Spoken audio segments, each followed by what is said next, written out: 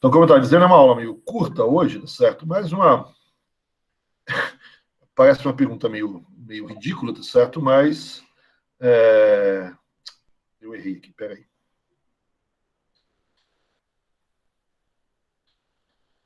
Mas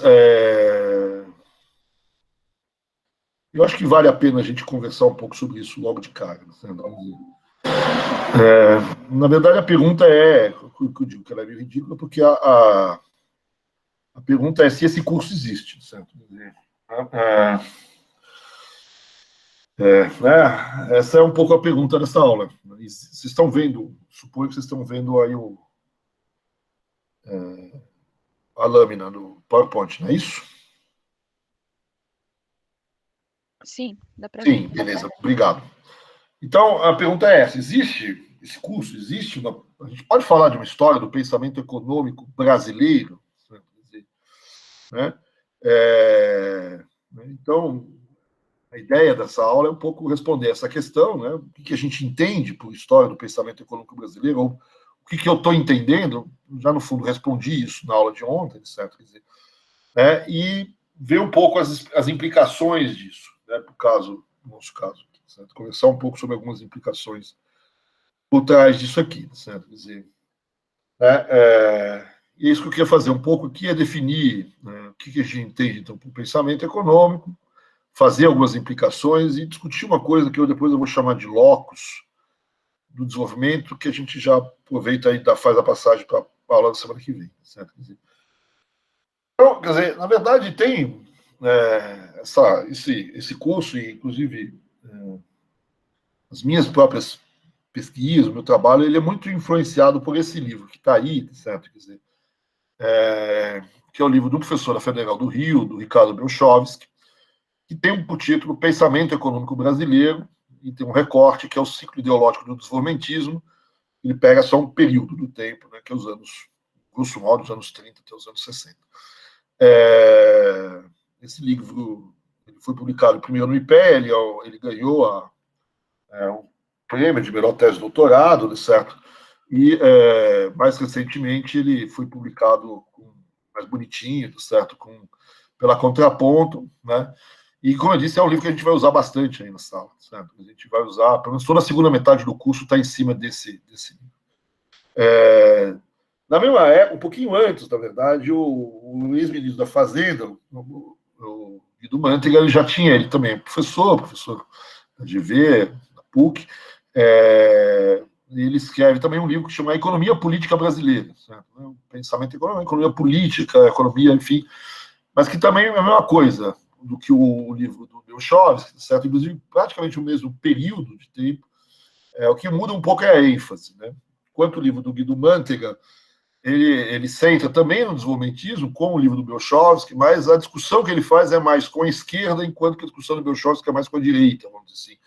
A discussão do Belchovski é mais o desenvolvimentismo frente aos liberais, e a discussão do Mantega é mais o desenvolvimentismo e os debates dentro da esquerda, do Partido Comunista, das correntes mais socialistas ou marxistas.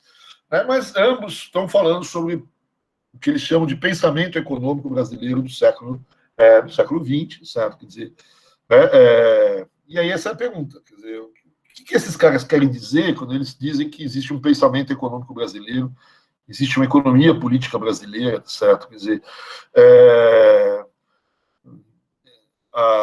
mais recentemente, a professora Maria Malta, da Federal do Rio também, ela publica um outro livro num trabalho que foi inicialmente feito com o IPEA, tá certo? Depois foi publicado pelo Centro de Estudos do Celso Furtado no Rio de Janeiro. Um livro chamado Ecos do Desenvolvimento, também, né? Centrado, a palavra desenvolvimento está em todos aqui, tá certo? Quer dizer, e ele diz, é uma história do pensamento econômico brasileiro. Né? Então, até que ponto o que eles estão dizendo? Um pensamento econômico brasileiro, com história do pensamento econômico brasileiro, certo? Quer dizer, existe um pensamento econômico brasileiro, né? Ou existe uma história do pensamento econômico brasileiro, certo? Talvez não fosse melhor a gente dizer como um livro mais antigo, certo? Quer dizer, uma história do pensamento econômico no Brasil, certo? Quer dizer, essa diferença tanto faz diferença, né? mais recentemente, você tem um último livro que eu conheço que também faz referência de livros, né? Você tem também um livro organizado por um pessoal da Federal Fluminense e com o pessoal de Minas, o Tiago Gâmbia, da Federal,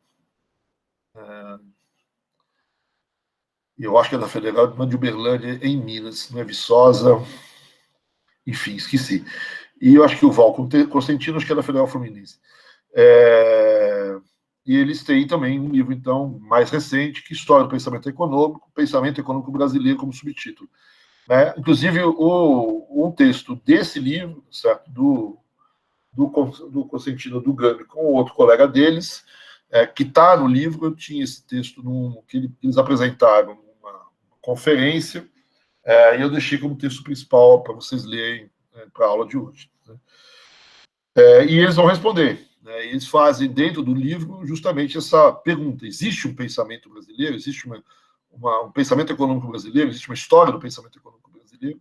Né? E note que essa é uma pergunta que não é uma pergunta só de economia, certo? Quer dizer, talvez um dos maiores cientistas sociais do Brasil, certo? O Raimundo Faoro, que vocês talvez conheçam, né? É muito conhecido por um outro livro, né? Um dos clássicos da historiografia brasileira, que é Os Donos do Poder, que é o que está aí um pouco mais atrás. Ele também escreve um livro sobre isso, até onde existe um pensamento político brasileiro. Então, a pergunta não é só entre os economistas, certo? Então, é um pouco o que a gente está entendendo aqui por pensamento econômico, para dizer que existe uma história do pensamento econômico. Quando você olha para outras ciências, principalmente as ciências mais positivas, vamos dizer assim, ou mais físicas, ou física, biologia, não tem muito sentido você chegar e falar que a ciência física austríaca, certo? Ou a ciência biológica belga, certo? Quer dizer, mas o que você pode dizer, quer dizer, existem físicos belgas, existem físicos austríacos que contribuíram para o desenvolvimento da ciência física, certo? Quer dizer, que debateram a física, as discussões de física na Bélgica, na Áustria, etc. Né? Na Bélgica, na Áustria, existe o ensino e a pesquisa da física, mas isso não faz do ensino e da pesquisa da física uma pesquisa, ou uma física belga, uma física austríaca. Certo? Eu posso até dizer que o ensino da física na Bélgica, ou a pesquisa da física na Bélgica, ela é muito mais ligada às questões de eletromagnetismo, não sei o quê, enquanto que as pesquisas dos físicos austríacos é muito mais de teoria atômica, sei lá, então nem conheço física. Posso dizer que você tem ramos, né? Um é o ramo da física nuclear, outro ramo da termodinâmica, outro estuda a ótica, né? Tem preferências regionais no que seria mais a física, mas é muito difícil, né? Então, a minha pergunta se faz: eu posso falar a mesma coisa da economia, certo? A economia eu posso tratar também só como uma ciência positiva, certo? No sentido de que é estranho falar de um pensamento econômico brasileiro em detrimento de um pensamento econômico austríaco, certo? Ou de um pensamento econômico inglês, certo? Quer dizer, né? Falar em pensamento econômico brasileiro faz mais sentido do que falar em pensamento físico austríaco, pensamento físico belga, né? É interessante que a gente nunca ouve, eu não faço física, né? E nem sou austríaco e nem sou belga, certo? Mas a gente dificilmente ouve falar de uma possível física com uma terminologia depois, certo? A não ser algumas áreas que algumas regiões se desenvolveram, etc. Mas, então, quer dizer, é por isso que a gente faz essa pergunta, certo? Quer dizer, e eu vou tentar dizer que sim, certo? Que é possível a gente falar num pensamento econômico brasileiro, e eu vou me valer, não sou só eu que me valer, certo? Na verdade, o Belshovsky, que é o primeiro livro que a gente apresentou ali, ele também usa essa mesma forma de defender a ideia de um pensamento econômico brasileiro do jeito que está no livro dele, e vários outros autores, vários daqueles outros livros também usam um pouco essa defesa, vamos dizer assim. Né? Tem outras questões, tem outras discussões que a gente vai conversar, talvez um pouquinho hoje aí, depois, certo? Mas que é a forma de definição, vamos dizer assim, do pensamento econômico a partir do Schumpeter. Né? O Schumpeter é essa figura magnífica que vocês veem aí na lapela, certo? Quer dizer, e ele tem um baita livro de pensamento econômico, né? Que é um baita no sentido baita, muito legal, muito bom, fortíssimo, um dos melhores livros de pensamento econômico. E um baita no sentido que é grande também, certo? Gigantesco, um catatal, né? Que foi publicado depois que ele faleceu, certo? Mas que ele tinha trabalhado muito durante a vida dele.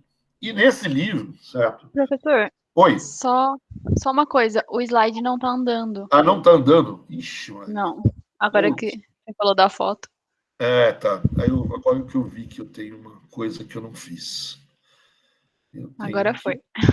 Agora vocês estão vendo a foto, né? Sim. Mas a apresentação eu tenho que fazer isso aqui. Apresentada por uma pessoa na janela. Vamos ver se funciona agora. Vê se muda. Agora foi. Então vocês não viram todos os livrinhos de sempre, quer dizer, todos os. Eu já tinha tudo isso aqui, ó. Olha os livrinhos, que bonitinho eu tinha feito, olha só. Mas vamos lá, vamos em frente aqui. Então, agora que eu chamei a atenção da bela imagem do Schumpeter, certo? Quer dizer, então, como a gente está dizendo, quer dizer, o Schumpeter, nesse livro sobre o pensamento econômico, ele inclusive chama o livro dele de História da Análise Econômica. Isso já põe as pessoas de um pé atrás, História da Análise Econômica. Né? E ele, no começo do livro, na introdução do livro, ele vai dizer que, na verdade, o que a gente costuma chamar de pensamento econômico, certo? Pode ser dividido em 3 grandes grupos. O que ele chama de história da análise econômica, história dos sistemas, que ele chama de sistemas de economia política, e história do que ele chama de pensamento econômico. E ele diz que o livro dele é um livro de pensamento econômico, mas não no sentido que as pessoas, em geral, chamam de pensamento econômico, e nem ele. Por isso que ele deu o nome de história da análise econômica. O que ele vai fazer é uma história da análise econômica, e é nesse sentido que ele quer desenvolver, e que é diferente do pensamento econômico. Na verdade, essas coisas têm alguma inter-relação, certo? Mas o Schumpeter, então, divide história da análise, história dos sistemas de economia política e história do pensamento. O que é cada um deles, certo? Quer dizer, tá correndo, né, os slides aí agora. Estão andando. Tá, beleza. Então, o que é a história da análise? É talvez aquilo que a gente poderia chamar de história da teoria econômica. A história do pensamento econômico no sentido do pensamento teórico, certo? Dos modelos econômicos, das leis econômicas, dos conceitos econômicos. Isso que ele chama de análise econômica. Os conceitos, as leis econômicas que são desenvolvidos pelos pensadores de uma maneira geral. Né? Então, a lei da oferta da demanda, ou a criação da curva de demanda, certo? Quer dizer, sei lá, teoria monetária, teoria quantitativa da moeda, certo? Quer dizer, enfim. Então, essas são as leis, as teorias econômicas, algo próximo daquilo que talvez a gente pudesse chamar da ciência dura, da ciência objetiva que eu falei lá da física, certo? Talvez. E aí ele vai dizer, ele vai dar um monte de gente, etc. Mas ele fala, mas aqui é difícil eu falar. Ele não diz isso, mas eu que estou tirando isso, né? Aqui, nesse sentido, é difícil falar de uma história da análise econômica sueca diferente de uma história da análise econômica belga, certo? É tudo teoria econômica, certo? Quer dizer, pode ser que os austríacos, certo? Quer dizer, eles desenvolveram uma teoria econômica mais ligados à área de micro, mercados, etc., né? E estabeleceram ali uma série de leis, mas elas fazem parte da teoria econômica, né? Num certo sentido. Algo que a gente chama hoje de escola austríaca, certo? Tem uma parte de análise econômica, obviamente, certo? Que faz parte da micro, da macro, vamos dizer assim, né, normal, que tem lá suas brigas teóricas, etc. Mas a escola austríaca em si é o que talvez a gente chamaria hoje, certo? Do que o Schumpeter chama de uma história dos sistemas de economia política. Né? É um daqueles ismos, né, que eu chamei a atenção na aula passada, certo? Quer dizer, um sistema de economia política é o que talvez alguns autores chamam de história das doutrinas econômicas. Né? Isso era muito comum na história do pensamento econômico francês. Né? No lugar de chamar de história do pensamento econômico, os livros chamavam de história das doutrinas econômicas. E essa história das doutrinas é um pouco o que o Schumpeter quer chamar de história dos sistemas de economia política. Né? Então, o sistema de economia política é um conjunto, vamos dizer assim, de procedimentos, de políticas, um aparato, no fundo, quase que ideológico, certo? Que o pensador desenvolve com base em alguns princípios normativos básicos. Né? Então, é isso que a gente chamaria hoje de doutrina econômica. Então, a escola austríaca, principalmente ali, a escola liberal austríaca, certo? Talvez fosse um sistema de economia política. Né? E aí a gente pode, talvez, dar um nome de austríaca, no sentido de uma história, de um liberalismo diferente, de um liberalismo clássico, que seria o liberalismo, enfim, inglês, francês, do começo do século XIX, certo? Ou, enfim, um liberalismo novo, clássico, certo? Um neoclássico, enfim, eu já não gosto muito desses neopós, etc. Mas, então, uma coisa é você estudar a teoria das vantagens comparativas, ou a teoria da formação de preços, certo? Quer dizer, isso são questões técnicas, questões teóricas, questões conceituais.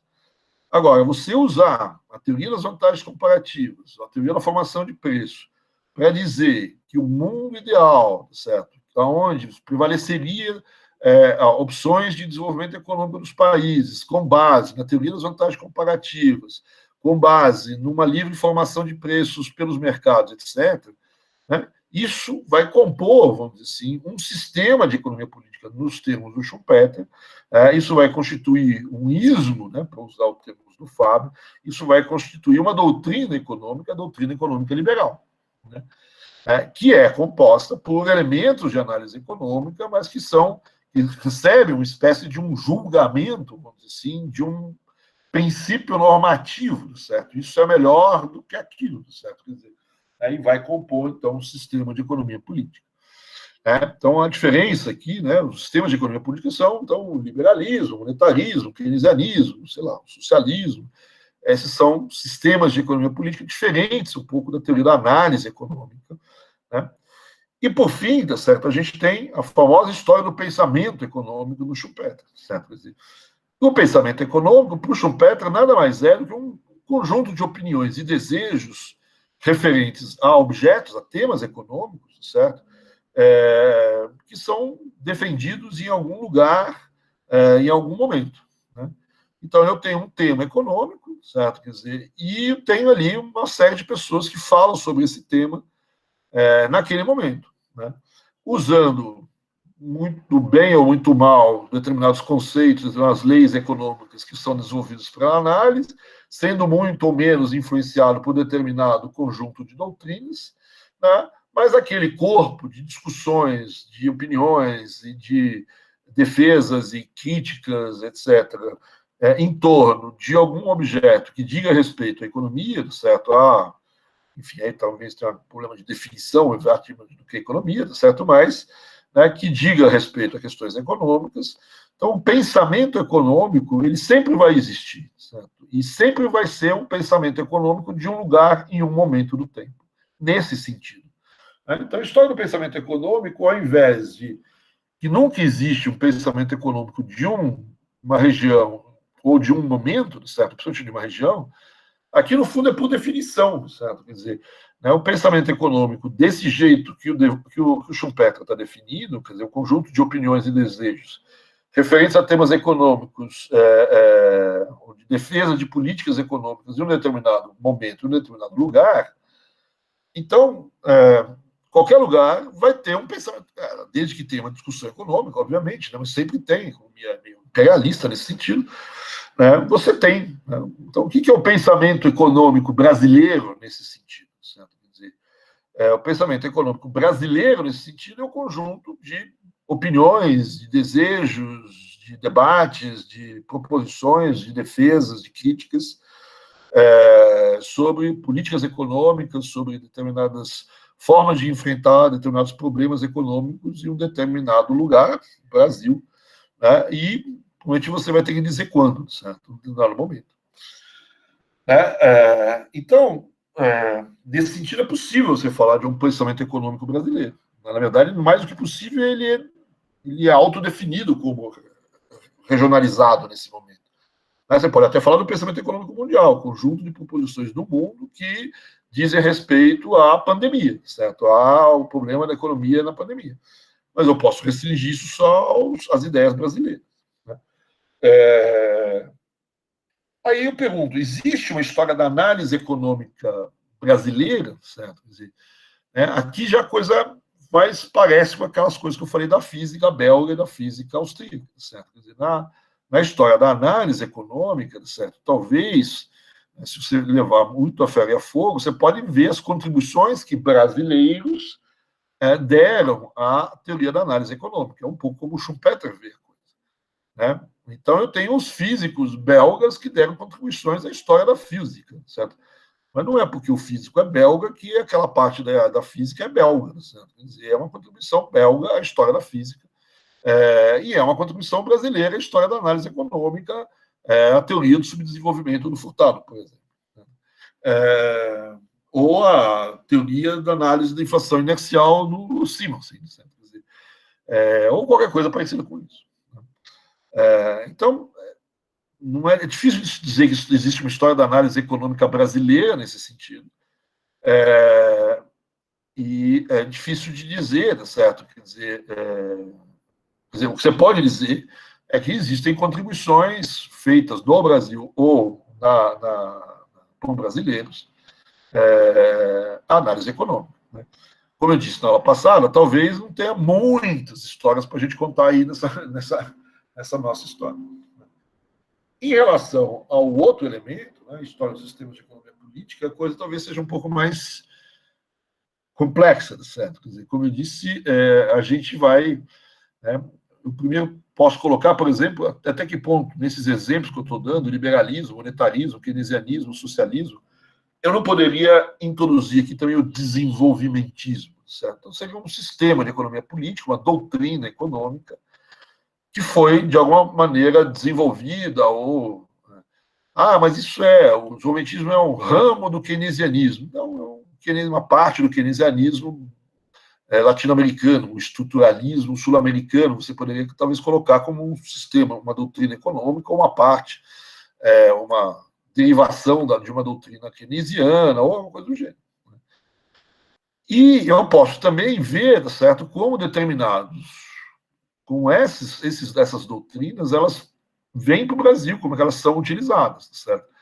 Como é que esses liberalismos brasileiros? É nesse sentido também que a gente vai tocar esse curso. Né? Então, só para a gente terminar aqui essa história do Schumpeter, o Schumpeter, então, ele vai ter essas três definições, seria genericamente pensamento.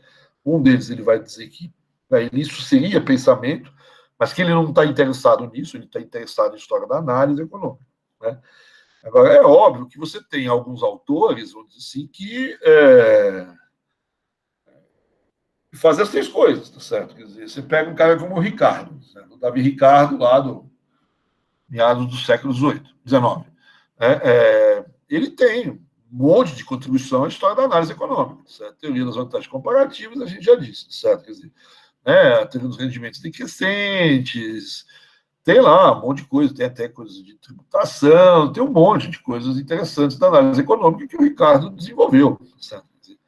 Então, ele é um elemento importante na análise econômica. Mas o Ricardo também é um dos grandes defensores do liberalismo, do padrão ouro, das políticas de padrão ouro, certo? Então, esse conjunto doutrinário, certo? Essa defesa de uma economia liberal, certo? E de uma economia monetária, no sentido que eles chamam da currency school, né? Do padrão ouro, da escola desse tipo de escola monetária, certo? Também quando ele discute monetária, questões monetárias, ele vai fazer ali, vai ter umas discussões sobre real bills, sobre expansão monetária, vai ter uma série de discussões técnicas que estariam na história da análise. Mas quando ele junta tudo isso e defende o padrão ouro, certo? Quer dizer, e monta um conjunto doutrinário, ele é um dos principais doutrinadores que tem, né, na economia. Então, vai ser um dos principais elementos a doutrinar o liberalismo clássico ou a ideia na parte monetária da defesa do padrão ouro. E ele também, obviamente, faz parte da história do pensamento econômico inglês, certo? Quer dizer, ele foi um dos grandes defensores das leis lá, lei dos cereais, sei lá, da abertura lá do comércio inglês, da política do Banco da Inglaterra. No próprio livro dele, o Princípios de Economia e Tributação, tem uma série de defesas, de recomendação de política econômica, principalmente de política tributária. Então, ele é um cara que está no debate da política econômica do dia a dia da Inglaterra. Então, ele faz parte também da história do pensamento econômico nesse sentido. Então, quando você pega o Ricardo num livro de história do pensamento econômico, o que o livro de história do pensamento econômico está falando dele? Vai depender muito do livro, né? O Schumpeter vai pegar essas contribuições deles à análise econômica, vai pensar aqui, certo? Outros vão pegar o Ricardo e olhar o Ricardo com a parte, com a defesa dele da lei dos cereais, da lei da abertura, das propostas dele de política tributária, etc. Outros vão classificá-lo, certo, como um dos principais defensores do liberalismo clássico inglês, enfim, alguma coisa parecida com isso, né? Então não é muito simples. Os autores, eles podem, né, você pode, com um cara só, você pode incluí-lo de várias maneiras na história do pensamento econômico, dependendo daquilo que você define como pensamento econômico. Tá? Então, aqui eu começo, usando o Schumpeter, a definir o que eu estou chamando de pensamento econômico para a economia brasileira, para esse curso. Certo? Quer dizer,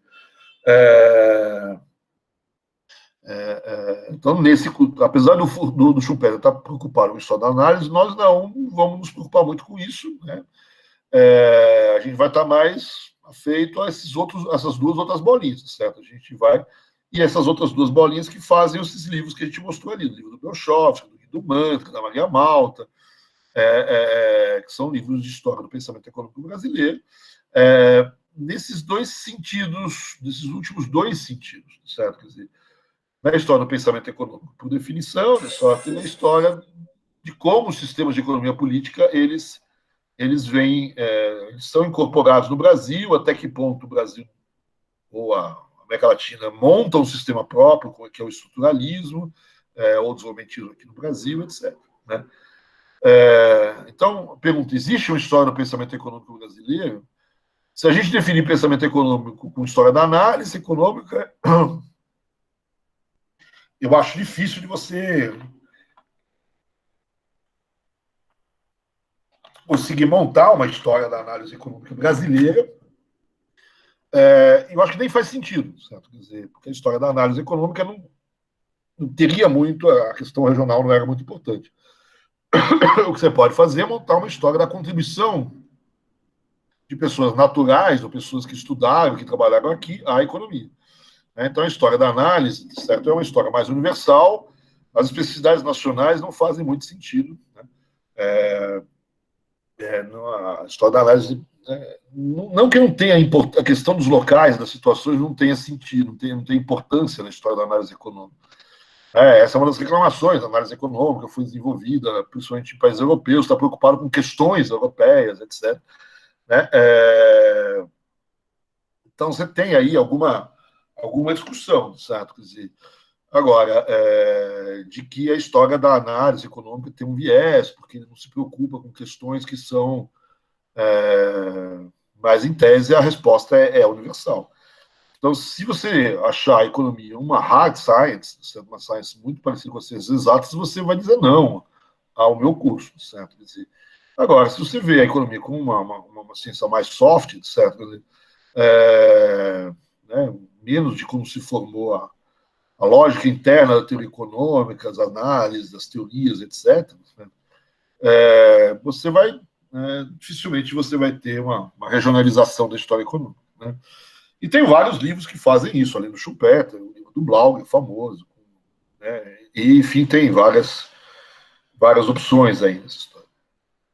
Agora, a resposta é sim, existe uma história do pensamento econômico brasileiro, no sentido de história do sistema de economia política e na ideia de história do pensamento econômico do jeito que está definido pelo Schumpeter. Né? Em relação à história do sistema de economia política, a gente dizer história das doutrinas, como que elas penetram no Brasil, como que elas são trabalhadas no Brasil, e história do pensamento pela definição própria. Tá? Então, no sentido do sistema de economia política, como essas doutrinas, essas ideias econômicas foram apropriadas no Brasil, foram adaptadas, foram transformadas, de como o liberalismo entrou no Brasil, como o marxismo chegou no Brasil, que tipo de marxismo proliferou no Brasil, como que ele se desenvolveu por aqui.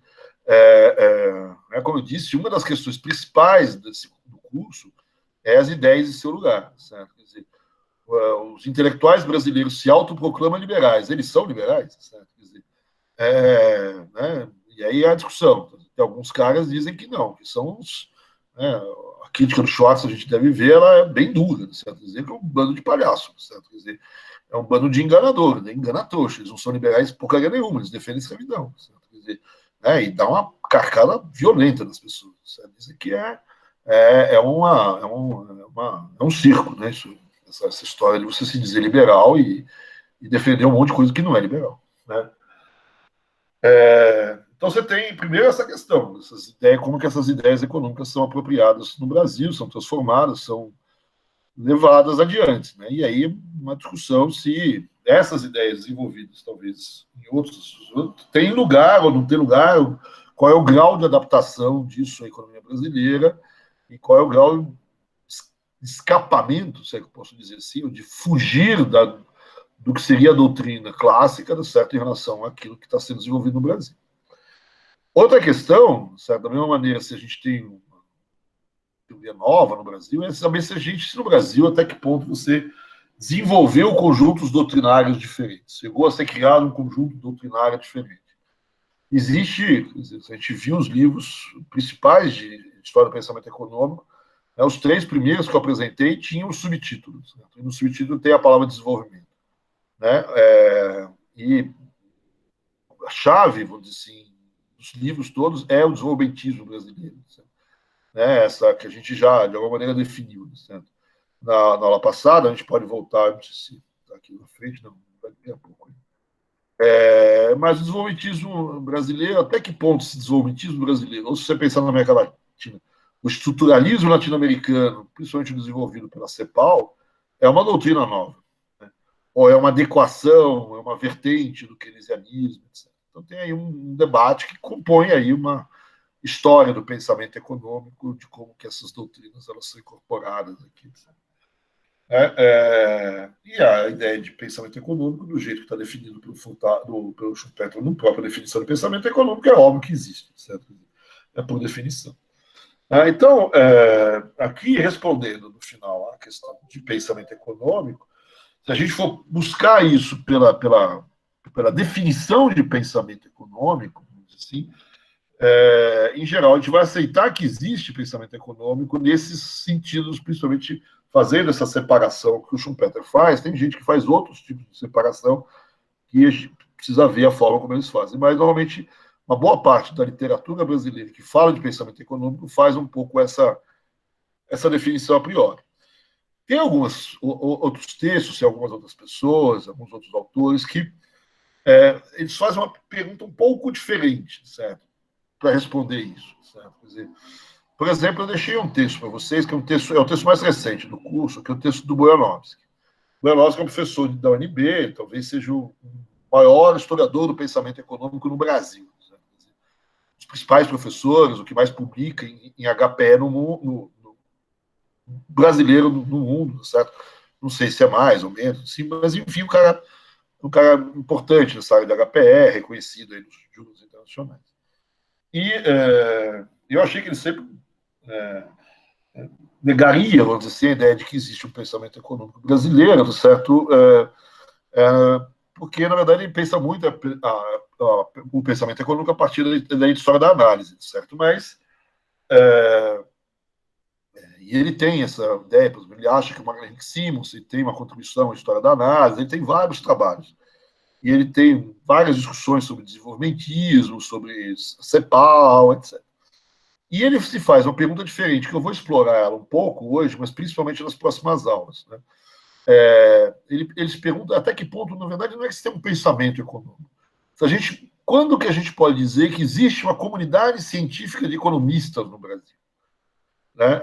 Até onde a gente tem uma comunidade acadêmica, científica, se é acadêmica, uma comunidade que tem a economia como sua ciência, certo? E que faz um debate científico da economia, certo? Mesmo que esse debate que envolve questões de política econômica. Certo?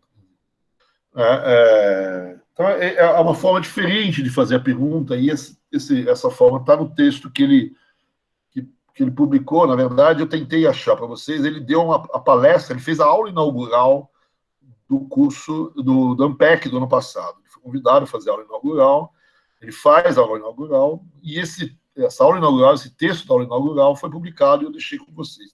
Como é que está em inglês, né? E a aula estava em português, seria melhor, mas eu não achei o link. Eu não sei se eles gravaram e subiram, mas no site da Ampec não tem. E tem lá o texto, certo? Lá do Bojanowski, e ele vai defender que, na verdade, uma comunidade de economistas, no sentido que ele chama de comunidade, etc., no Brasil, talvez, vamos dizer assim, nos anos 60, com certeza a partir dos anos 70. O primeiro grande debate econômico brasileiro, feito por brasileiros, um debate econômico pesado, certo? Usando teoria, publicações, fazendo parte de uma comunidade científica, do jeito que ele chama, é o debate sobre a distribuição de renda nos anos 70, em torno do Langoni, etc. Não que não tenha havido, certo, discussões econômicas antes. Né? Óbvio que tem discussões econômicas antes, mas para ele não é uma discussão de pessoas que trabalham, economistas, alguns até ligados à academia, etc., mas eu não tenho ainda uma... Por exemplo, ele nesse texto, eu conheci esse texto que eu estou trabalhando junto com o Bojanowski, num trabalho que a gente está fazendo juntos sobre a febre, a gripe espanhola no Brasil no começo do século passado. E a gente se depara com as discussões, por exemplo, médicas, então, durante a gripe espanhola, tem um monte de discussão econômica, durante a guerra, discussões monetárias, tem um monte de discussões. Certo? E aí a gente vê também, durante a própria gripe espanhola, tem um monte de discussão científica, certo? Um monte de discussão, né, se aquilo lá se a febre, a gripe espanhola já é uma epidemia que vem da gripe, né, como que chama, da influenza, né, do influenza, se não é, então testes, tem aí, né, e ele falou, olha, existe uma comunidade científica, apesar também de não ser, que é importante no Brasil na área médica, certo? Inclusive com contribuições extremamente relevantes que mereceriam o Prêmio Nobel de Medicina, certo? Como a questão da doença de Chagas, essas coisas todas. Mas ele não vê, nesse momento, quer dizer, na época da guerra, certo? Que a discussão econômica tem o mesmo porte, certo? Que a discussão científica aí ligada à pandemia. Né? Não que não seja importante, que não seja muito bem influenciada internacionalmente, que as pessoas não saibam o que estão dizendo, etc. Mas não é enfim, você não vê os brasileiros, vamos dizer assim, debatendo com os estrangeiros sobre determinadas coisas.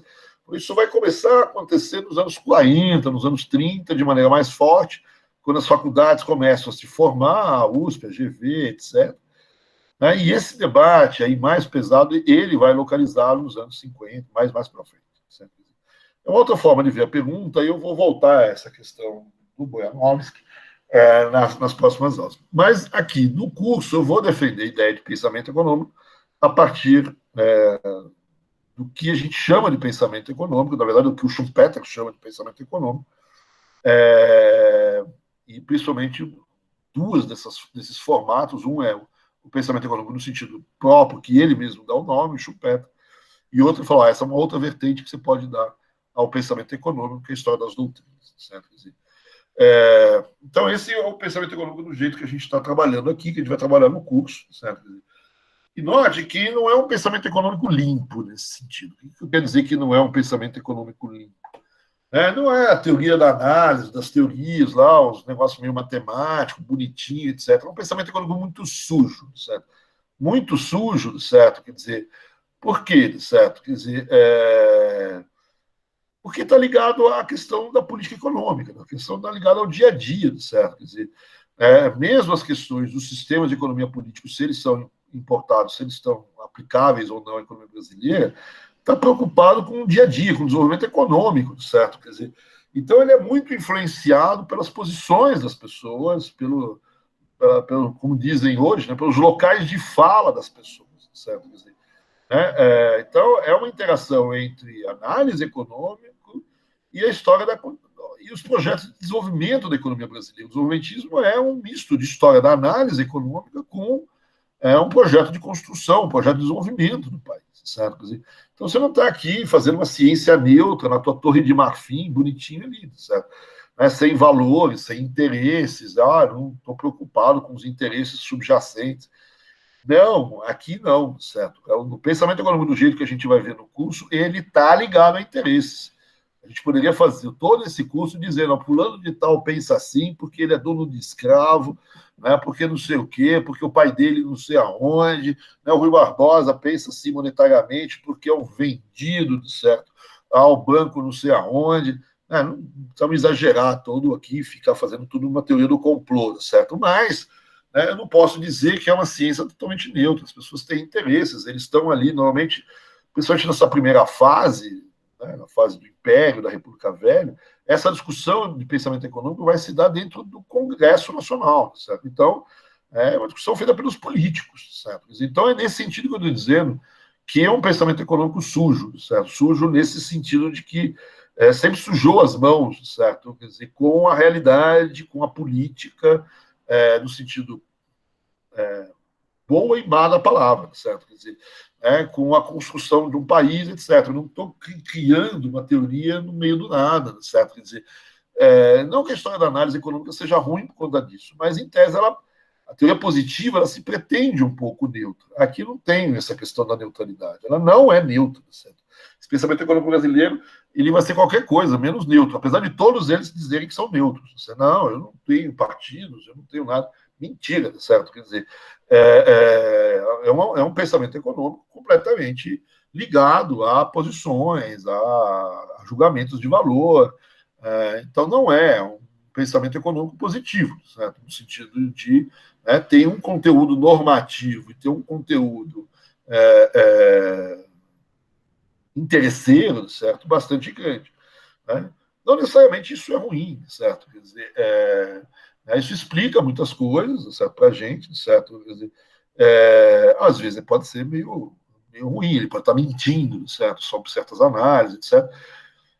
Mas, enfim, certo? Quer dizer, mas essa é a principal decorrência, a principal característica, vamos dizer assim, do curso, que a gente tem dado a definição de pensamento econômico que a gente está fazendo aqui, certo? Quer dizer, provavelmente, se eu for fazer uma história do pensamento com a história das análises, posso até também ligar com interesses, tá certo? Mas eu posso fazer tentar uma visão mais neutra. Não sei se eu conseguiria, certo? Mas a gente pode tentar. Então é isso. Essa é a definição, a consequência um pouco dessa história. Certo? E para a gente andar um pouquinho mais, tá certo? Antes de a gente disse que essa aula não ia ser muito longa hoje, tá certo? Quer dizer,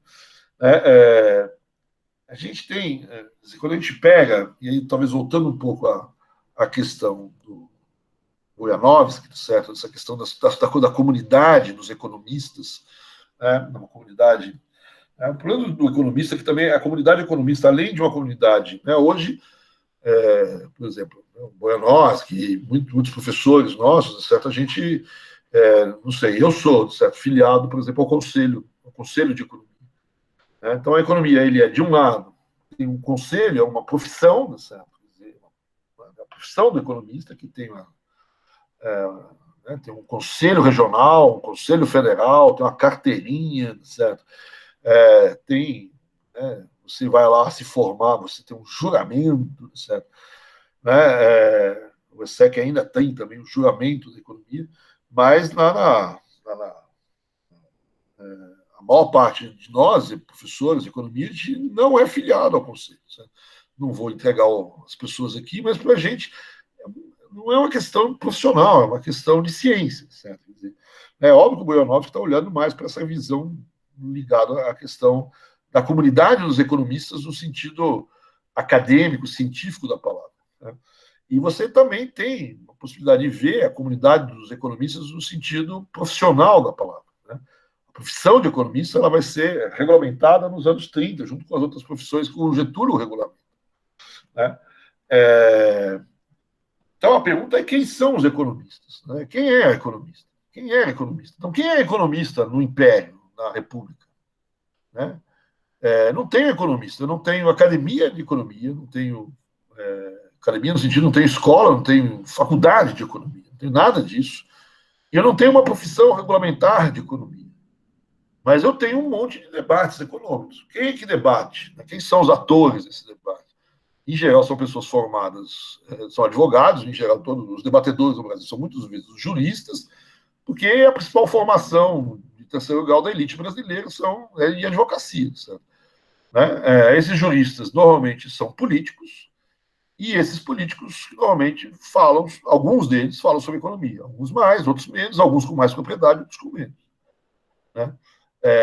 Além dos juristas, obviamente, tem os engenheiros, né? E tanto os juristas como os engenheiros, a gente vai ver na próxima aula, que eles têm aulas de economia, no curso deles tem. Além disso, tem os médicos, né? Que também falam de economista. Um dos principais ministros da Fazenda no Brasil foi médico, o Joaquim Murtinho. Era médico homeopata. Enquanto economista, não tinha nada de homeopático. Certo? Quer dizer, ele era um dos ortodoxos mais ortodoxos que existiram. Certo? Quer dizer, então, são normalmente juristas, ou médicos, ou engenheiros, raramente foge disso, principalmente juristas, e normalmente essas pessoas estão na política. Né? E ali eles estão debatendo questões econômicas. Tem não políticos, tem alguns técnicos, talvez existam alguns, certo? Quer dizer, que trabalham, vamos dizer assim, em alguma empresa, num banco, e que não tem um cargo político. Mas muitas vezes eles são políticos, ou são senadores, deputados, e aí viraram ministro, viraram presidente do Banco do Brasil, viraram responsáveis pelas estradas de ferro, viraram responsáveis por determinadas áreas, pelo desenvolvimento, são governadores, enfim. E essas pessoas elas estão debatendo. Onde é o locus principal de debate? É no Congresso. É ali que está a discussão. Você quer buscar dados sobre esse período? O que as pessoas achavam sobre tal assunto até os anos 30? Vai nos anais do Congresso brasileiro que você vai achar. Nos jornais também, muitas vezes os jornais reproduzem os discursos e essas pessoas escrevem nos jornais. Né? É ali que eles, de alguma maneira, dialogam. Né? Tem ensaios, livros, alguns têm. Né? Algumas pessoas acabam juntando essas coisas que eles escrevem e acabam publicando um livro ou alguns outros. Né? E você vai aparecer os grandes nomes. Fulano e tal é um especialista em finanças, certo? No Brasil, Antônio Carlos Ribeiro de Andrade. Escreveu um livro, Bancos de Emissão no Brasil. Um livro importante sobre política monetária. E ele foi o quê? Ministro da Fazenda. Ele foi o quê? Governador do estado de Minas Gerais. Ele tinha sido prefeito de Juiz de Fora, foi prefeito de Belo Horizonte, e um advogado, na verdade. Né? Aí tem lá Pandiá Calojas, também ministro, tem vários. Então, tudo um pouco essa mesma coisa. Né? Quais os temas principais aqui? Né? No Império, a mão de obra, por de 10, todo mundo escreveu alguma coisa sobre mão de obra, imigração, escravismo, com vertentes mais racistas, menos racistas, etc., com influência mais econômica, mais política, etc. A questão monetária é uma questão importante. A questão, talvez, uma das que mais se debateu no Brasil é a questão do federalismo, papel dos estados, papel dos municípios na na política econômica brasileira. E a questão setorial, vamos dizer assim, aí se aproxima um pouco da ideia desenvolvimentista, certo? Se o Brasil deve continuar como um país agrário, agrarista, vamos dizer assim, ou se a gente deve investir na industrialização, alguma coisa parecida com isso. Né? Então, e, quer dizer, o ensino de economia nesse período não tem faculdade de economia. Quer dizer, o que você tem, no final do período, o nascimento de algumas, e você tem cursos de economia dados, principalmente nas faculdades de Direito e de Engenharia, que a gente vai ver na próxima aula. Então, vamos dizer assim, esse período, certo? Quer dizer, com certeza eu não tenho nada de análise econômica, certo? Quer dizer, e estou olhando para esse período como uma história do sistema de economia política, certo? Como que esses outros sistemas entraram para cá e como que na discussão monetária, os debates em torno do padrão ouro entraram ou não. Então, o debate aqui nesse período, principalmente em torno da entrada no pensamento e dos corpos de doutrinas estrangeiros no Brasil e as controvérsias de política econômica. Esse é um período onde o Furtado ele olha para esse período, certo? E diz que nesse período a ciência econômica europeia entrou no Brasil, né? O liberalismo principalmente, a doutrina clássica liberal entrou no Brasil através das escolas de direito, né? Das faculdades de direito que ensinavam economia ali, né? E aí ele xinga, né? Ele critica muito esses economistas, entre aspas, que trabalharam nesse período, porque ele vai dizer que eles incorporam as ideias liberais, as ideias, essas doutrinas que vêm de fora, certo? Sem qualquer tentativa de ver se essa doutrina se adequa ou não à realidade brasileira. E quando precisa, então, essa é a crítica do Furtado. Fala, olha, não vale a pena você olhar para trás, certo? Quer dizer, não tem no Brasil um cara que nem, por exemplo, você tem nos Estados Unidos, um Hamilton, certo? Que olha para a doutrina econômica liberal e fala, não vou desenvolver os Estados Unidos assim, vou ter que fazer protecionismo, certo? Quer dizer, no Brasil aqui é tudo subserviente, segundo ele, certo? Você aceitava a doutrina liberal, dizendo que é a melhor doutrina que está na Europa, traz ela para cá, não se preocupa se o Brasil é verde, se o Brasil é amarelo, se o Brasil é azul, se essa doutrina se adequa, etc., e traz para cá e vai em frente, certo? Essa é a crítica do Furtado, esse período, uma crítica muito forte, muito recorrente. E ele vai dizer, a gente só começa a adaptar políticas, doutrinas melhores comigo, certo? Ele também marca a presença dele, certo? Mas essa é uma crítica muito forte. A pergunta é se o Furtado está certo, né? Porque a crítica dele é muito pesada. Vocês podem ler aqui as frases, eu não vou ler todas, certo? Mas ele diz que esses economistas eles estão presos nesses preconceitos doutrinários e parece que eles estão inibidos mentalmente, certo? Quer dizer, então a crítica ao passado, a esses economistas da década da Primeira República e do Império é muito pesado, certo? Dizendo que eles insistentemente eles usam, né, esquecem o que acontece no Brasil, é patológico, né, enfim, ele vai dando paulada aqui, certo? Que os brasileiros têm uma fé inabelável nos princípios, nas doutrinas, sem observar a realidade brasileira. Então, ele é muito crítico em relação a esses, entre aspas, economistas, certo? Muito pesado, certo? Eu acho, certo? Quando eu trabalhei, quando fiz minha tese de doutorado, apesar de eu me julgar um furtadiano menor, certo? Eu tenho um Furtado como Deus na Terra, certo? Quer dizer, eu acho que ele exagera aqui, certo? Ele tenta marcar um pouco posição, fala, olha, a economia mesmo nasceu comigo, certo? Quer dizer, antes era um bando de chupador da economia europeia, traz ela para cá, não se preocupa em adaptar, em adequar, em ver nada, não serve para nada essa porcaria. E isso, inclusive, atrapalhou tudo no Brasil. A gente não teve um Hamilton, a gente teve um Cailou, certo? Quer dizer, no lugar de fechar a economia brasileira e promover a industrialização, a gente abriu os portos, certo? Então, ele desce pau, pega esses historiadores monetários, esses economistas monetários, insistem em defender padrão ouro, quando isso só faz arrebentar mais o Brasil, né? Tá, a terceira frase que está aí. Na moeda que circular no Brasil, isso é apenas o aspecto patológico, ou seja, a sua inconversibilidade.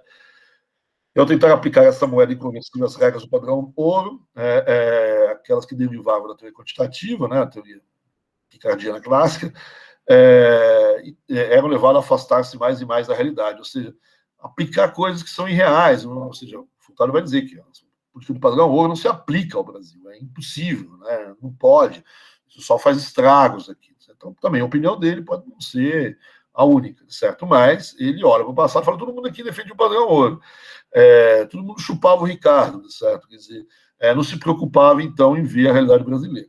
Né?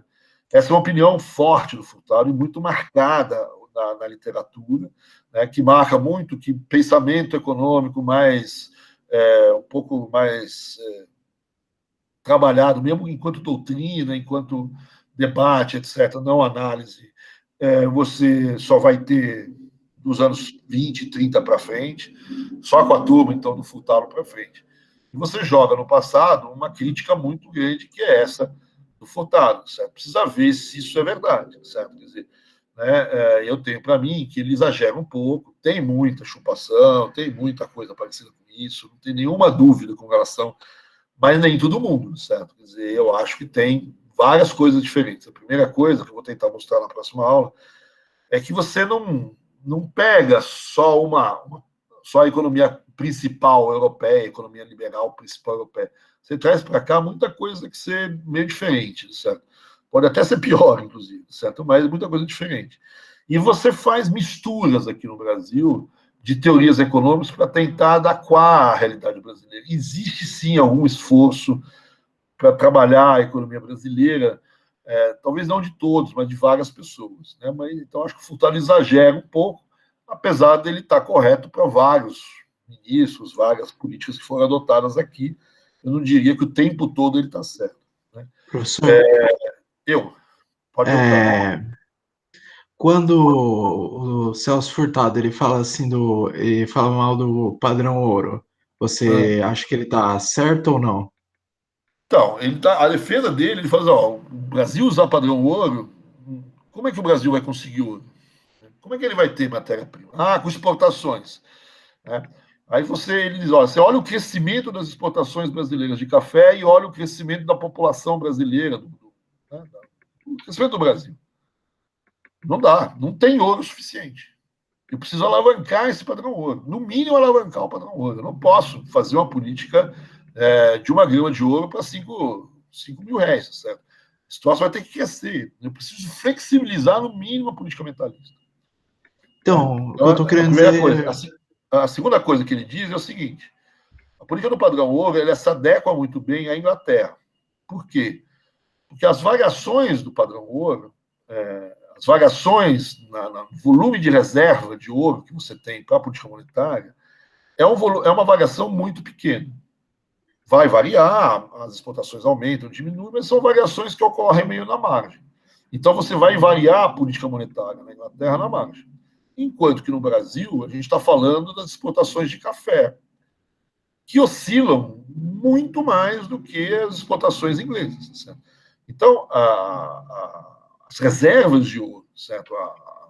A base metálica que você vai montar o seu papel moeda, ela sofre variações muito fortes.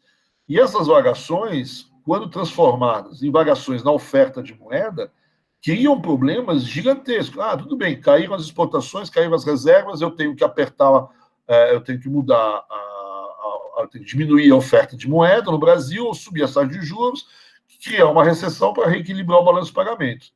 É isso que diz a teoria do padrão ouro. O que o Furtado diz? Está certo, faz isso no Brasil.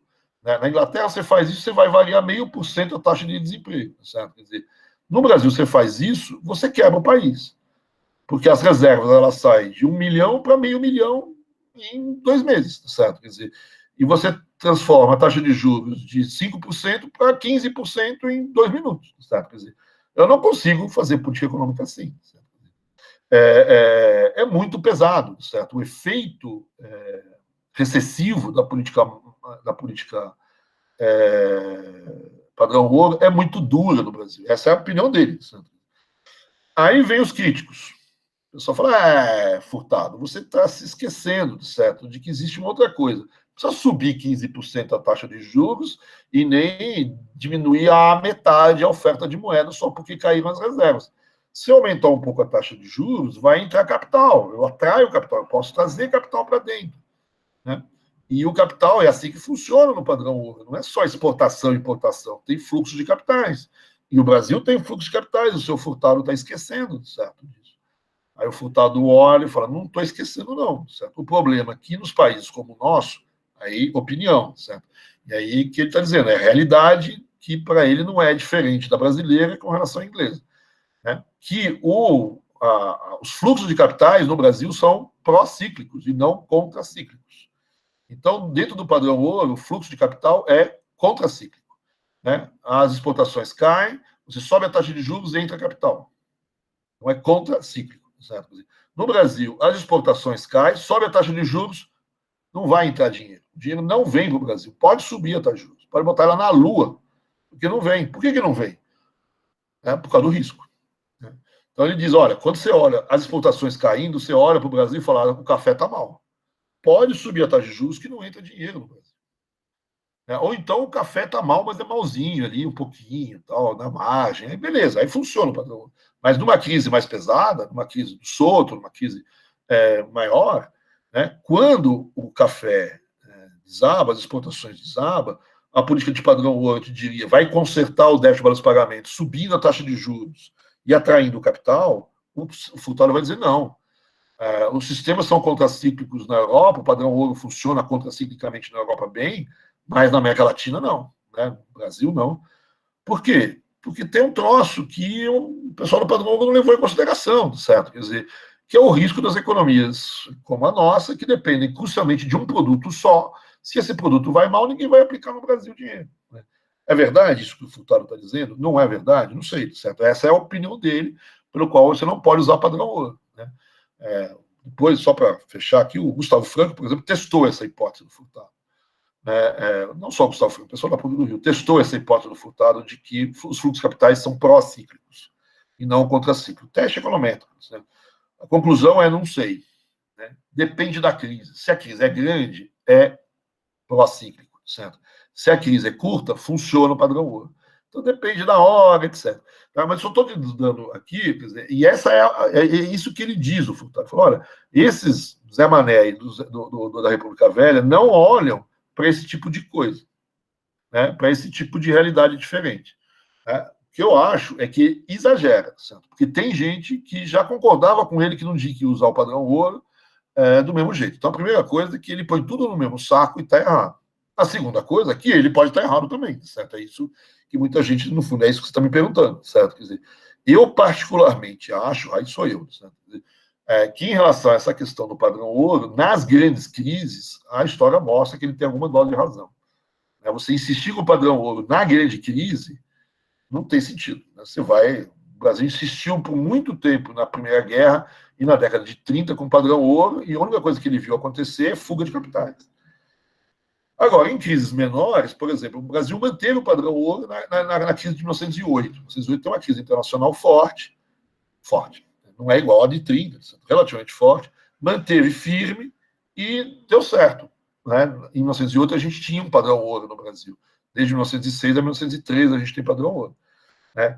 O Brasil manteve o padrão ouro numa crise, que é a crise de 1908, é uma crise externa, não é nem nossa, que abalou o Brasil, certo? Que teve efeito no Brasil, e não teve grandes problemas de manter o padrão ouro, manteve a taxa de câmbio fixa, a política monetária ali deu uma oscilada, porque o padrão ouro exige isso, e não teve problema. Então tem aí uma discussão, não sei se eu acredito, certo? Então, que o Furtado tem uma certa dose de razão em relação ao padrão ouro, principalmente em momentos mais críticos da economia brasileira, certo? Quer dizer, aí algumas pessoas vão dizer, mas aí é fácil, isso vale para o mundo todo, né? Quer dizer, o padrão ouro arrebentou, inclusive, a crise de 30, certo? Quer dizer, mas, enfim, não sei se eu te respondi. Eu estou com a lapela aqui, eu também nem vi quem que me fez a pergunta, eu peço desculpas. Entendi. É porque eu pensei nisso por causa do livro de macroeconomia. Ele dizia que Keynes já tinha criticado o Churchill porque ele não quis abandonar o padrão ouro. Isso. Ele não quis abandonar o padrão ouro. Isso, Keynes vai fazer a crítica. Aí eu queria saber se essa era uma opinião muito controversa, né, do Celso Furtado, no caso. Então, certo. Quando o Celso Furtado escreve, não, né? Porque já tem o Keynes, por exemplo, certo? Quer dizer, agora, dura você falar o que o Keynes vai falar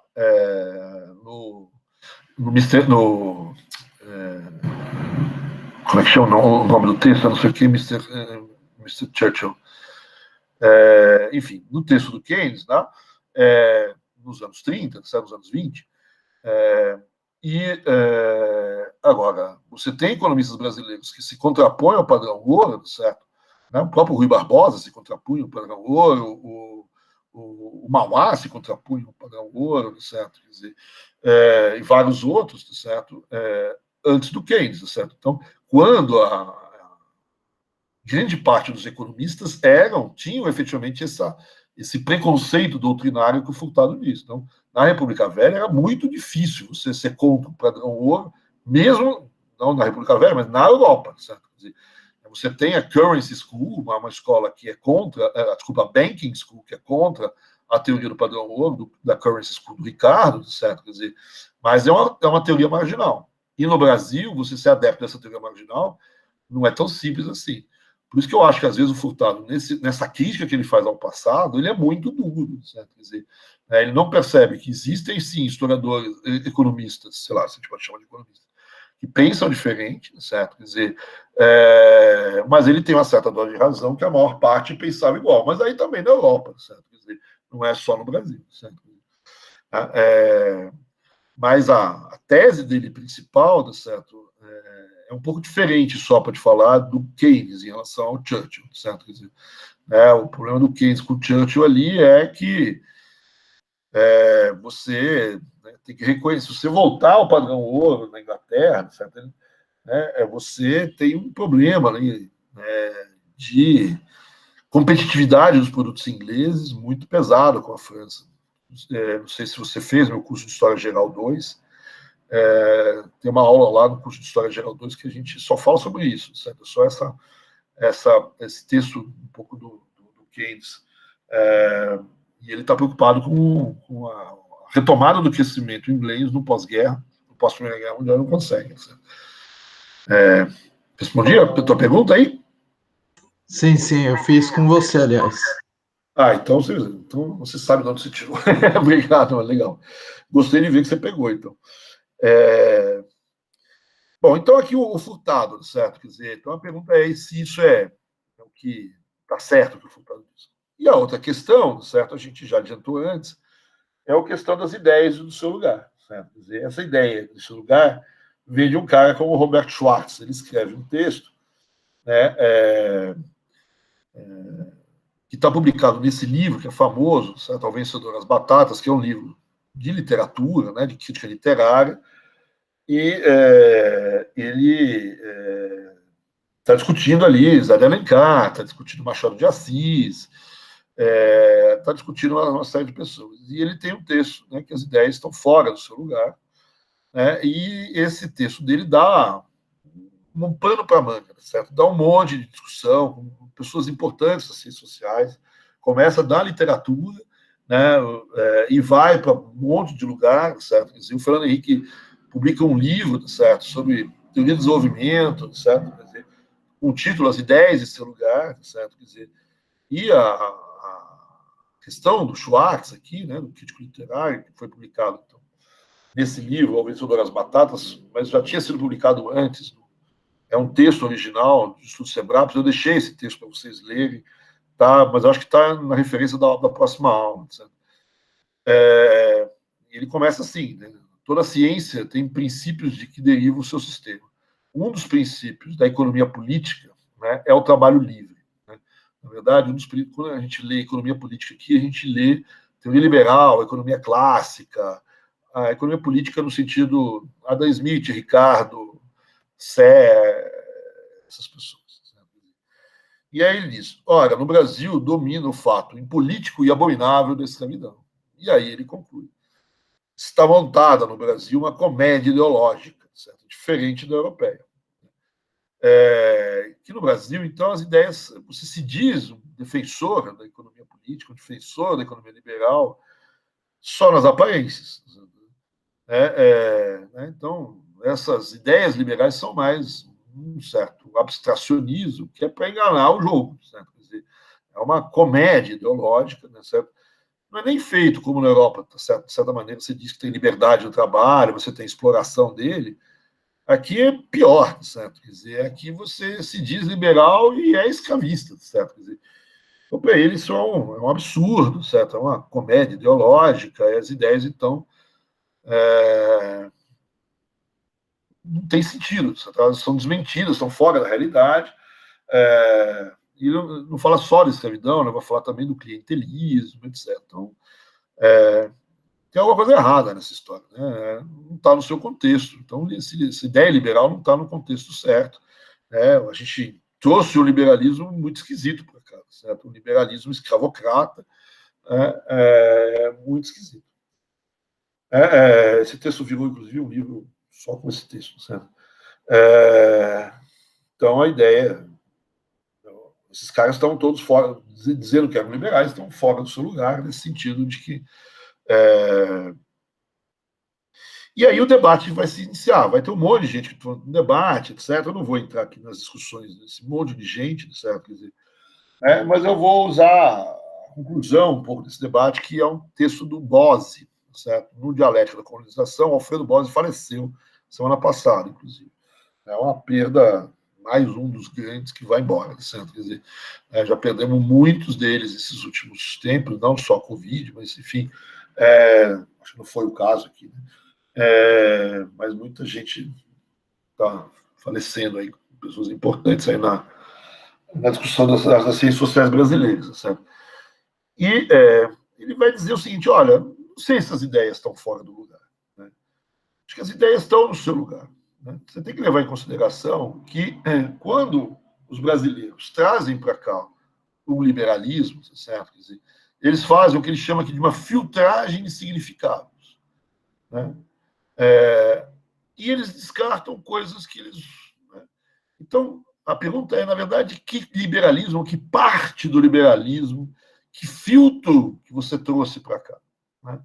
Então, você não pode dizer que o Zé de Alencar, ou fulano de tal, ou ciclano de tal, não seja exatamente liberal. Ele é liberal de uma certa forma. Ele filtrou um significado do liberalismo que faz parte dos vários significados que o liberalismo tem. Então, essa é uma coisa importante que está no Bose, certo? Quer dizer, o liberalismo brasileiro foi cúmplice com o tráfico e com a escravidão. É verdade, certo? Quer dizer, é um liberalismo parcial, seletivo. Mas aonde não foi parcial e seletivo? Né? Os suíços se dizem liberais, certo? Quer dizer, e só aprovaram o voto secreto e universal no século XX, no meados do século XX, certo? O voto feminino na Suíça é depois do voto feminino brasileiro. E se diz liberais políticos, certo? Quer dizer, que liberal danado, certo? Político desses caras, certo? Quer dizer, só o homem vota e vota na praça em público, certo? Com a mão levantada, o Landesgemeister, né?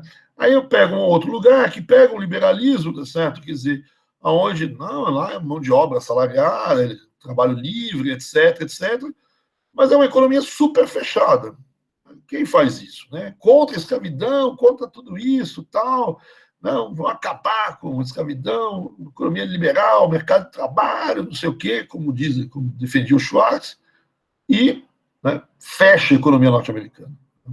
Tarifas elevadíssimas, 50% de tarifa para entrar um produto inglês nos Estados Unidos. Que diabo de liberalismo? Ah, mas eles são liberais.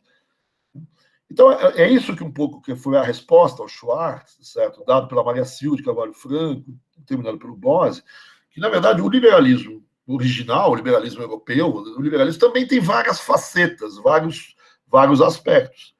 Então, na verdade, a preocupação que a gente tem que ter é que tipo de liberalismo, qual é a filtragem do significado do liberalismo que você traz para cá.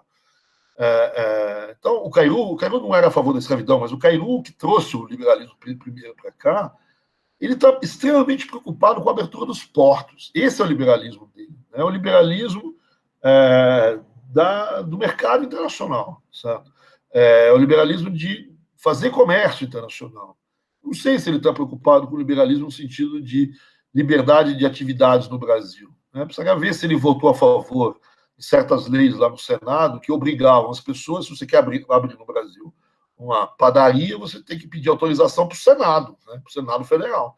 Né? Isso era prática do Império, certo? Quer dizer, né? Ou seja, tem uma liberdade né? Não basta registrar a sua farmácia ou sua padaria na junta comercial, você precisa ter autorização dos senadores da República, certo? Quer dizer, né? Então, que liberalismo é esse, certo? De negócio no Brasil? Né? Não estou dizendo que o Caimo defendia isso, certo? Estou dizendo que alguns, né, defendem o comércio internacional, mas não as atividades internas. Então, em geral, no Brasil, muitos liberais eram a favor de uma escravidão, mas eram a favor da abertura dos portos. Então, essa é a filtragem de significado importante, certo? Quer dizer, e esse descarte, essa questão da mão de obra vamos deixar de lado, certo? Quer dizer, da mesma maneira, politicamente, não, vou manter aqui, certo? Quer dizer, a Constituição da mandioca, né? Só vota quem tem grana, certo? Não, vamos fazer assim, de vota quem é alfabetizado. Não, imagina, isso é antiliberal, vai excluir muita gente, certo? Quer dizer, principalmente eles, que não tinham, muitos deles que não eram alfabetizados, certo? Mas a mandioca, o número de hectares de mandioca. Mas aqui não tem problema de eliminar muita gente, certo? Vai ser. São pessoas do bem, são pessoas que têm propriedade, são pessoas que estão preocupadas com o desenvolvimento do país, que estão preocupadas com o seu desenvolvimento. Então você dá uma desculpa qualquer ali, certo? Quer dizer, mas você não é democrático nesse sentido, certo? E se diz não democrático. Então, o que a gente vê, né? Então, você tem uma crítica, certo?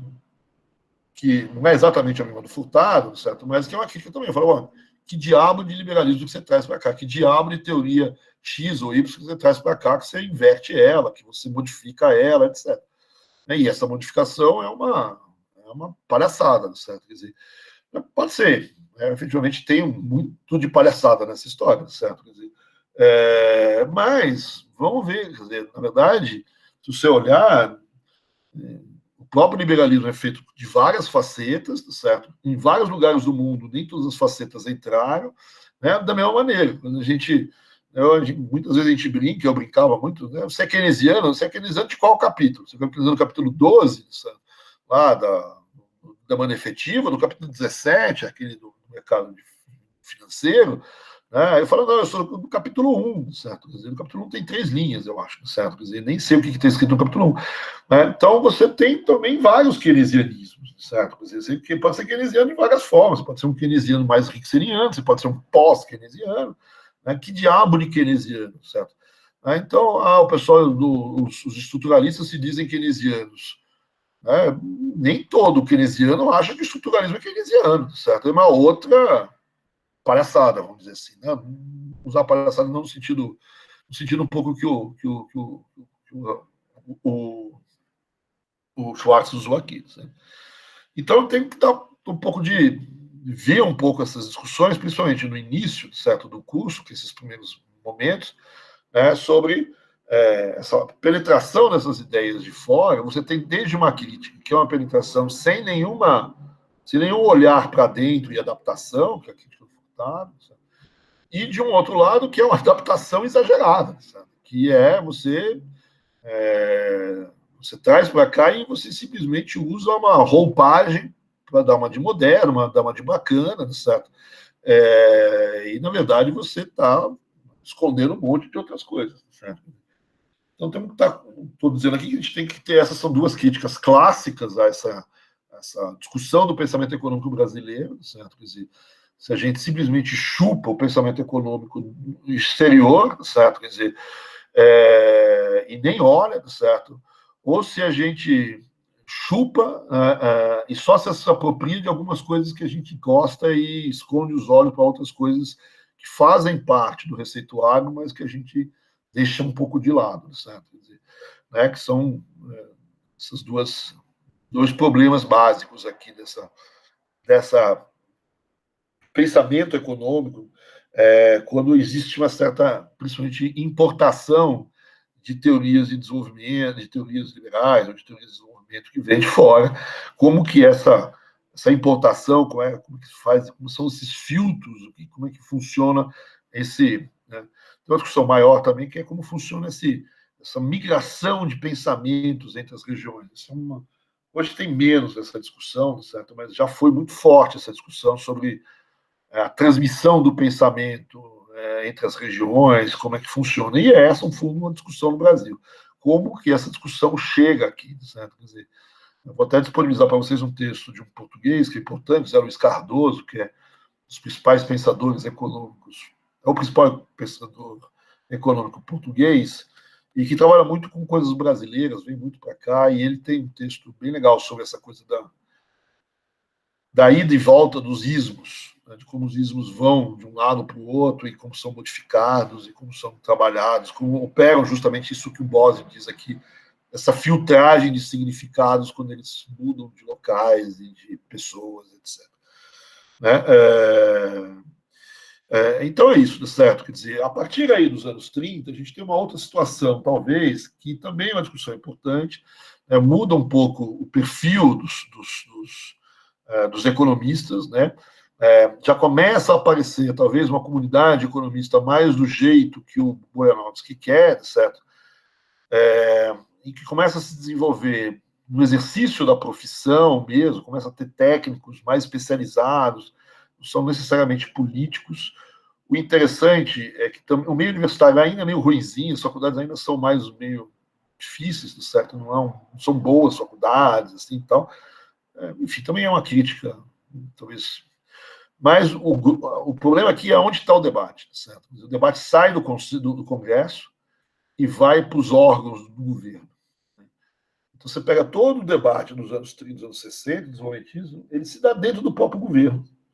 Né? No máximo, algumas outras coisas um pouco de fora. A CEPAL, o Instituto ligado à Fundação Getúlio Vargas hoje, que é o IBRE, né? Vai criar o IPEA, mas o IPEA é dentro do governo.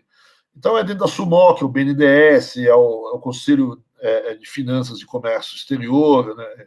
Finanças e Comércio Exterior, são ali que se dão os debates.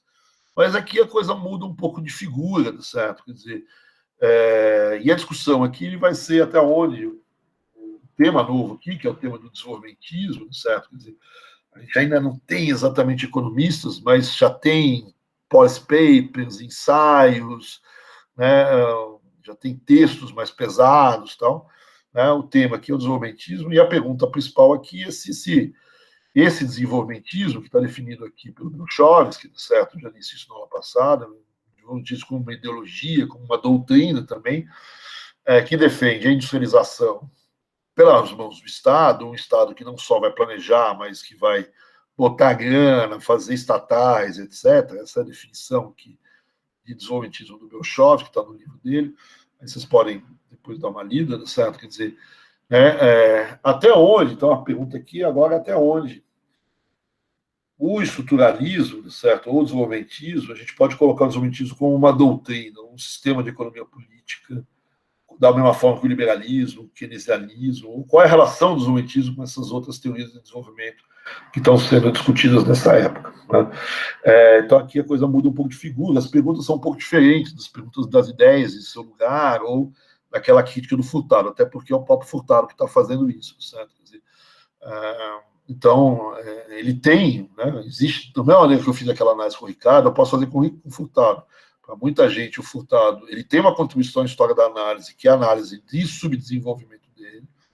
Né? Algumas pessoas vão dizer que o Prebisch tem uma contribuição à história da análise com a ideia do centro-periferia,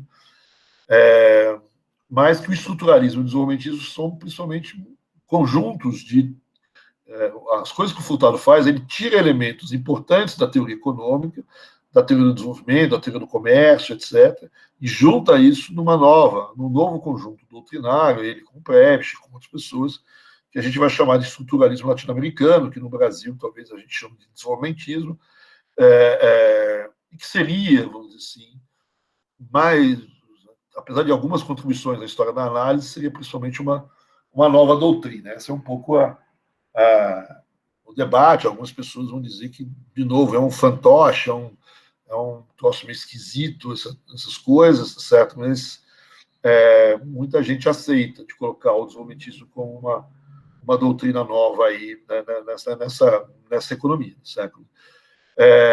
Então é um pouco esse, para terminar aqui, certo? Nesses 200 anos de HPE, certo? Acompanhar, além de alguns debates interessantes em torno da política econômica, a questão monetária, essa questão do padrão ouro, a gente vai voltar a ela. Mas no século XIX, a entrada do liberalismo, as ideias estão no lugar ou não, a gente foi chupador, não foi, enfim, como que a gente incorporou, e no século XX, principalmente nos anos 30 em diante, o desenvolvimentismo como um corpo ideológico brasileiro, latino-americano, que se contrapõe ao liberalismo, que tem alguma coisa a ver com o keynesianismo, mas não é exatamente igual, ou, na verdade, é um keynesianismo mequetrefe, alguma coisa assim. Então, era isso um pouco a ideia do curso, certo?